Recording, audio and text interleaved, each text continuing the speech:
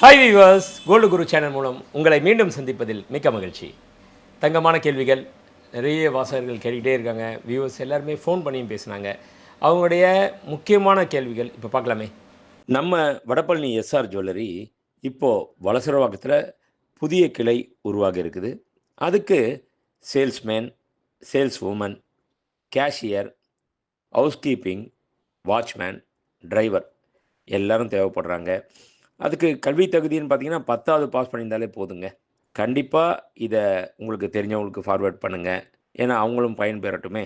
அது மட்டும் இல்லை, ஃப்ளோர் இன்சார்ஜ், மேனேஜர், ஹெச்ஆர் பல்வேறு போஸ்ட் காலியாக இருக்குது. யாராக இருந்தால் அப்ளை பண்ண சொல்லுங்கள். Number, contact number 6385696528. அதுக்கப்புறம் 9884051510. தேங்க்யூ. தமிழ் செல்வின்றவங்க கேட்டிருக்காங்க, வியட்நாமில் இங்கே தங்க விலை தமிழ்நாட்டை விட குறைவா சார்? உங்கள் காட்டில் தான் மழைன்னு இன்னொருத்தரும் கேட்டிருக்காரு. ஆமாங்க, நம்ம காட்டில், எங்கள் காட்டில் இல்லைங்க, நம்ம காட்டில். ஏன்னா தங்கம் நாங்கள் விற்கிறோம், நீங்கள் வாங்குறீங்க. ஆக மொத்தம் நம்ம இருப்பு, நம்மள்ட்ட எல்லாமே நிறைய கோல்டு இருக்குது இல்லையா. சொல்லப்போனால் 25,000 டன் உலகத்திலேயே அதிகமாக தங்கம் வச்சுருக்க நாடு நம்ம தான். அதுவும் நாட்டு மக்கள் பப்ளிக் வச்சுக்கிறது நம்ம தான். அதனால் நம்ம காட்டில் மழை. கரெக்டுங்களா? சரிங்க. இப்போ இன்னொன்று கேட்டிருக்கீங்க, வியட்நாமில் கோல்டு விலை கம்மியாக தமிழ்நாட்டிலேயான்னு. கண்டிப்பாக இல்லைங்க, எல்லா இடத்துலையும் ஒரே விலை தான். ஆனால் அங்கே விட இங்கே கொஞ்சம் கூடுதலாக இருக்கும். இம்போர்ட் டியூட்டி நம்மளது 6% இருக்கிறனால இங்கேக்கும் அங்கேக்கும் ஒரு கிராம் ஒன்றுக்கு 6.48 480 ரூபா இங்கே அதிகம்தான். ஆனால் நீங்கள் அங்கேருந்து நார்மலாக போயிட்டு ட்ராவலில் போயிட்டு கொண்டு வரக்கூடாது. கொண்டு வந்தீங்கன்னா அதுக்கு 33% இம்போர்ட் டியூட்டி நீங்கள் கட்ட வேண்டியது இருக்கும். அதனால் நீங்கள் தங்கம் இங்கேயே வாங்குறது தான் சேஃப். வணக்கம் சார், தங்கம் வாட்ஸ்அப் குரூப் ஏதாவது ஆரம்பித்து இருக்கீங்களா? இதுக்கு பதில் சொல்லுங்கள் சார்.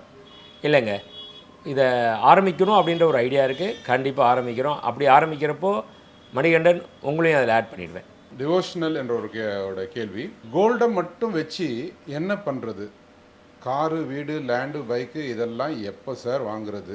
அனாவசியமான செலவு பண்ணாமல் வாங்குங்கன்னு சொல்கிறீங்க. உங்களுக்கு கோல்டு சேல் பண்ணால் தான் ஜிஎஸ்டி மேக்கிங் வேஸ்டேஜுன்னு லாபம் பார்க்கலாம். அதாவது 2 விஷயங்க. நீங்கள் வீடு, காரு இதெல்லாம் வாங்காதீங்கன்னு நான் சொல்லலை. தேவைன்றது பட்சத்தில் வாங்குங்க அப்படின்னு தான் சொல்ல வரேன். அதை உங்களுடைய மற்ற தேவைகள் எல்லாம் அவசிய தேவைகளை முதல்ல ஃபில்ஃபில் பண்ணிவிட்டு அதுக்கப்புறம் இதை வாங்கலாம். அப்படின்றப்ப அவசிய தேவைகள்லாம் என்ன? இந்த கோல்டு நமக்குன்னு ஒரு பேக் போனுன்னு ஒன்று இருக்கணும். அதுக்காக ஒரு குடும்பம் அப்படின்னா நிறைய பேர் சொல்கிறாங்க, மினிமம் ஒரு 20 சவரன்லேருந்து 30 சவரன் வரைக்கும் கைவசம் வச்சுக்கணும் அப்படின்றாங்க. ஏன்னா அது நம்மளுடைய பேக் போன், நம்மளுடைய சேமிப்பு அப்படின்னு சொல்லி வச்சுக்கலாம். அந்த மாதிரி வச்சுக்கணும். எனக்கு தெரிஞ்சுங்க, ஒரு நகைக்கடை அதிபர் பல கோடிக்கு அதிபராக இருக்காருங்க. ஆனால் அவர்கிட்ட கார் கிடையாது. நான் கூட கேட்டிருக்கேன், என்னங்க நீங்கள் கார் வச்சுக்கல அப்படின்ட்டுருக்கேன். அவர் சொல்லியிருக்காரு, இல்லைங்க நான் பக்கத்தில் தான் வீடு, 2 வீலரில் வந்துட்டு போகிறேன், இங்கே கார் கொண்டு வந்தால் கூட பார்க் பண்ண முடியாது என்னுடைய வியாபார ஸ்தலங்கிட்ட. அப்படின்ற வீட்டுக்கிட்டேயும் காரை பார்க் பண்ண முடியாது.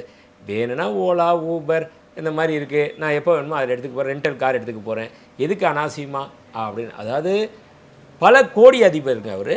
அவர் நினச்சா உடனே அடுத்த 1 ஹவரில் கார் வாங்கலாம். ஆனால் வாங்கலை. ஏன்னா தனக்கு தேவையில்லை இந்த டைமில் அப்படின்னு சொல்லிட்டு சிக்கனமாகவும் அதே டைமில் மற்ற பார்க்கிங் வசதி இதெல்லாம் கருத்தில் கொண்டு வச்சுக்கல. அப்படின்றப்போ உங்களுக்கு அவசியம் இல்லை, வாங்குங்க. ஆனால் அதே டைமில் தங்கத்தில் கொஞ்சம் இன்வெஸ்ட்மெண்ட் பண்ணி வச்சுக்கோங்க அப்படின்ற. நீங்கள் ஒரு விஷயம் சொல்லியிருக்கீங்க, எப்படிலாம் சொல்லிட்டு போங்க, அவன் தங்க விற்கிறத மட்டும் நீங்கள் பாருங்கள், பார்த்துட்டு ஜிஎஸ்டி சேதாரம்னு வாங்கிக்கிறீங்க அப்படின்றங்க. ஞாபகம் வச்சுக்கோங்க, ஜிஎஸ்டின்றது வியாபாரிக்கு போய் சேராது, அது அரசாங்கத்துக்கு போய் சேர்கிற அமௌண்ட்டு. இந்த வேஸ்டேஜின்றதும் முழுக்க வியாபாரிக்கு போகாது. ஏன்னா அந்த பொருளை உற்பத்தி பண்ணுறதுக்கு உதாரணமாக சொல்லப்போனால் ஒரு 8% உற்பத்தி செலவு ஆகுது அப்படின்னா அதை செய்கிற பொருட்களுக்கு, அதில் வேலை பாலிஷ் போடுறவங்களுக்கு, மிஷின் கட்டிங் பண்ணுறவங்களுக்கு ஒவ்வொருத்துக்கும் பிரித்து கொடுத்துட்டு அதுக்கப்புறம் 2%, 3%, ஏன் அதிகபட்சமாக 5% கூட வச்சுக்கலாம். அதுதான் இந்த வியாபாரிக்கு போய் சேருமே தவிர, நீங்கள் நினைக்கிற மாதிரி மொத்தத்தில் வர்ற அந்த வேஸ்டேஜின்றது சதவீதம் எல்லாமே வியாபாரிக்கு போகிறதா கண்டிப்பாக கிடையவே கிடையாதுங்க. சரியா? அடுத்ததாக கௌரிதரனோட கேள்வி, hi sir, how are you sir? Shall we buy 24 carat gold jeweller sir? kindly explain about the resale value detail of 24 karat gold jewelry. Thank you, sir. தாராளமாக வாங்கலாம். 24 கேரட் ஜுவல்லரியாக வாங்க முடியாது. ஏன்னா ஜுவல்லரி வந்து இப்போ மார்க்கெட்டில் அவைலபிள் கிடையாது. 24 கேரட்டில் செய்ய முடியாது அப்படின்றதுனால. அதனால் நீங்கள் 24 கேரட்டில் காயின் வாங்கலாம், பார் வாங்கலாம், அந்த மாதிரி நகைகளை வாங்கி வைக்கலாமே தவிர ஜுவல்லரி கிடையாது. ரீசேல் வேல்யூன்றது எல்லாமே ஒன்று தாங்க. 24 கேரட் ஒன்று தான், 22 கேரட் ஒன்று தான், 18 கேரட் ஒன்று தான். என்ன கோல்டு குரூப் இப்படி சொல்கிறான்னு பார்க்குறீங்களா? ஆமாங்க, நீங்கள் 24 கேரட்னா 9300 கொடுத்து வாங்கணும். அது ரீசேல் வேல்யூ அதுலேருந்து 3% போகும். 22 கேரட்டாக இருந்தால் 8300 கொடுத்து வாங்குவீங்க, அதுக்கும் அதே 3% கழிச்சு. 18 கேரட்டாக இருந்தால் 6800 கொடுத்து வாங்குவீங்க. அவ்வளோதான் வித்தியாசம். வாங்குறப்போ நீங்கள் அதிகமாக கொடுத்து வாங்குவீங்க. அப்புறம் கேரட் அதாவது 22 24 வாங்கினீங்கன்னா விற்கிறப்பையும் கொஞ்சம் அதிகமாக கிடைக்கும். அவ்வளோதானே தவிர எந்த ஃபார்மேட்டில் வேணால் நீங்கள் கோல்டில் இன்வெஸ்ட் பண்ணலாம் அப்படின்றது என்னுடைய கருத்து. நம்ம வடபழனி எஸ்ஆர் ஜுவல்லரி இப்போது வலசரவாக்கத்தில் புதிய கிளை உருவாகி இருக்குது. அதுக்கு salesman, sales woman, cashier, housekeeping, watchman, driver எல்லோரும் தேவைப்படுறாங்க. அதுக்கு கல்வி தகுதின்னு பார்த்தீங்கன்னா 10வது பாஸ் பண்ணியிருந்தாலே போதுங்க. கண்டிப்பாக இதை உங்களுக்கு தெரிஞ்சவங்களுக்கு ஃபார்வேர்ட் பண்ணுங்கள். ஏன்னா அவங்களும் பயன் பெறட்டுமே. அது மட்டும் இல்லை, ஃப்ளோர் இன்சார்ஜ், மேனேஜர், ஹெச்ஆர் பல்வேறு போஸ்ட் காலியாக இருக்குது. யாராக இருந்தால் அப்ளை பண்ண சொல்லுங்கள். Number, contact number 6385696528. அதுக்கப்புறம் 9884051510. தேங்க்யூ. அடுத்ததாக மகாலட்சுமிக்கே டவுட் வந்திருக்கு. அவங்களோட கேள்வி என்னென்னா, சார் தாலி செயின் 22 கேரட் பெஸ்ட்டா இல்லை 20 கேரட் ஒரு 18 கேரட் பெஸ்ட்டா? நியூ மாடல் மெஷினில் கட் செயின் கட் ஆகுது, ப்ளீஸ் ரிப்ளை மீ சார். அதாவது முதல்ல ஒன்று தெரிஞ்சுங்க, 24 கேரட்டில் நகை கிடையாது, அதை தெளிவுபடுத்திங்க.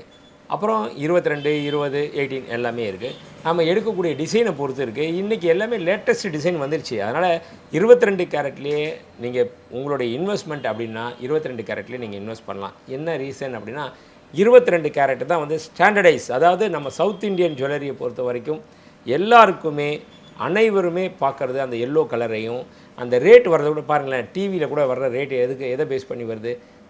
22 கேரட்டும் நகையோட விலையும் வெள்ளியோட விலையும் வருது. அதனால் நீங்கள் 22 கேரட்லேயே இன்வெஸ்ட் பண்ணுறது நல்லதுன்றது என்னோடய அட்வைஸ். அடுத்ததாக சதீஷ் தேவி என்றவங்களோட கேள்வி, நகை எடுக்கும்போது சந்தோஷமாக தான் வாங்குகிறோம், ஆனால் கஷ்டத்துக்கு அதே கடையில் விற்க போனால் கூட அநியாய விலைக்குத்தான் எடுக்கிறார்கள். தங்கம் என்றாலே நஷ்டம்தான்றாங்க.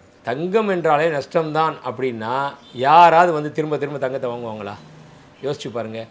கிடையவே கிடையாதுங்க. தங்கம்ன்றது லாபம் தாங்க. அது உங்கள்கிட்ட தங்கிறது தங்க தங்க தங்க தங்க அவ்வளவும் உங்களுக்கு லாபம். ஏன் அப்படின்னு சொல்லி பார்த்தோம்னா 20 வருஷத்துக்கு முன்னாடி ஒரு சவரன் நகை நானே விற்றுருக்கேங்க. 20 வருஷத்துக்கு முன்னாடி ஒரு சவரன்றது வெறும் 5000 ரூபாய்க்கு விற்றேன். இன்றைக்கி ஒரு சவரன்றது 67,000 ரூபா வந்துருச்சு. ஜிஎஸ்டி மேக்கிங் சார்ஜஸ் 75,000 ரூபா ஆகிடுச்சு. அப்படி எங்கே 15 மடங்கு உயர்ந்திருக்கு இல்லையா? அப்படின்ற பார்க்க போனால் நஷ்டமே கிடையாது. எங்கே நஷ்டம் வரும்? அதனுடைய தயாரிப்பு செலவு நீங்கள் கொடுக்குறீங்கள.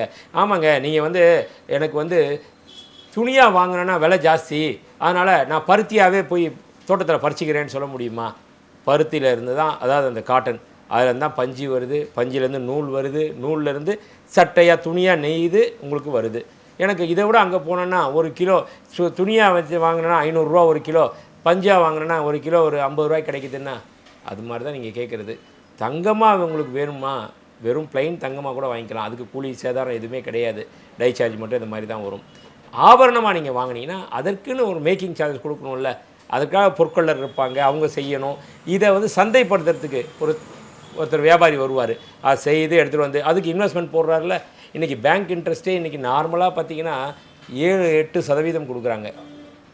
இன்றைக்கி தங்கத்தில் பொறுத்த வரைக்கும் அதனுடைய விலையும் ஏற ஏற ஏற பேங்க் இன்ட்ரெஸ்ட்டை விட லோன் ஜாஸ்தி வருது.